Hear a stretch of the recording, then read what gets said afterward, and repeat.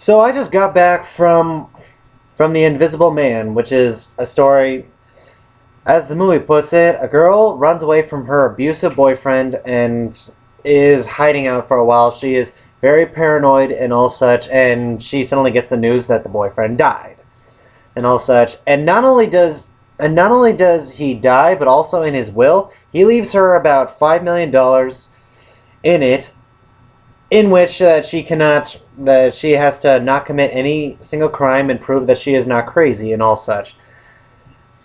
And that seems to be well and good until she starts hearing little noises around the house and suddenly hears movement going on and all that such. She's starting to think that her ex is there and he is invisible. Somehow found out he faked his death and now he's invisible.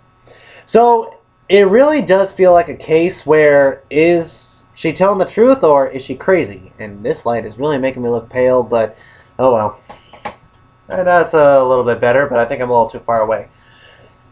But for me, I liked the first half of this movie. I really did, where she's trying to figure out, is she really hearing these things? Is there really someone there? Is she going insane? Or, it's just one of those stories and all such. But for my own personal thoughts on it, I think they kind of rushed the whole figuring out who he is too soon for me, because, well, something happens, she blames it on her boyfriend and all that, on her ex and everything, and nobody believes her, and then later on she finds evidence that it might actually be him. But I think to myself, I think it would have been a whole lot better if she's basically explaining she's not doing these things, it's something else and all that such, and then finds that evidence and realize, oh my gosh, it might be him. For me, that sounds a little bit more organized and all such. Also, I think they kind of rushed the whole everybody thinking that she's crazy and all such, because one incident happens with her sister, and her sister's like, oh, that's what you think, huh? Okay, then don't speak to me ever again. That's what I think. And I think it could have been better if she would look at her sister like, you mind explaining this?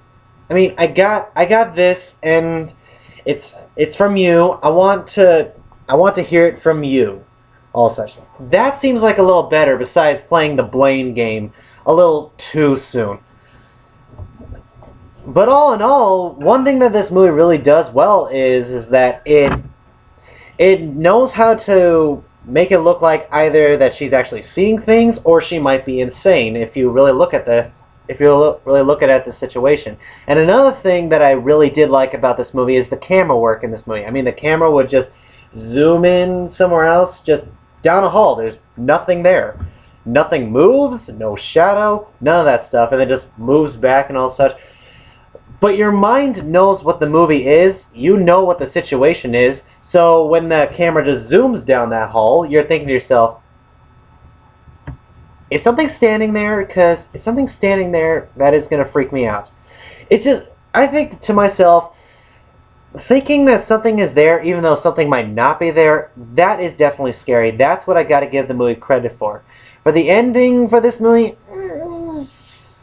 well, if it's your movie, I think you will actually like it. For me, it was actually okay. The ending didn't bother me as much. And man, that light is really bright. So, guys, in the end, I gotta say, The Invisible Man definitely did impress me in a way. And not like a lot of horror movies that I have seen in my entire life. This one is definitely, for me, something worth watching at least once. For you, for anyone else, and especially for horror movies nowadays, this movie is definitely worth watching and definitely worth buying on DVD. If you're a fan of horror movies, per se. So yeah, those are my thoughts on The Invisible Man. And so guys, have you seen The Invisible Man? Are you going to see The Invisible Man? What did you think of it? Whatever you thought, comment below, let me know, and I'll see you in the next video. Bye.